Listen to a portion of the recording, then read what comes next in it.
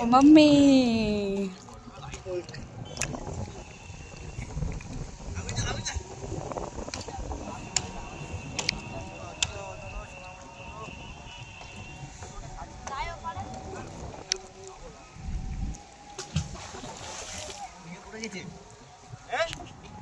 এই ভেঙে গেল নাকি ভাই?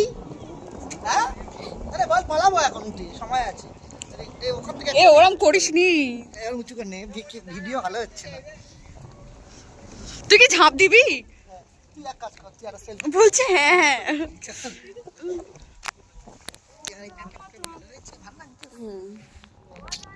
একটা সেলফি নে।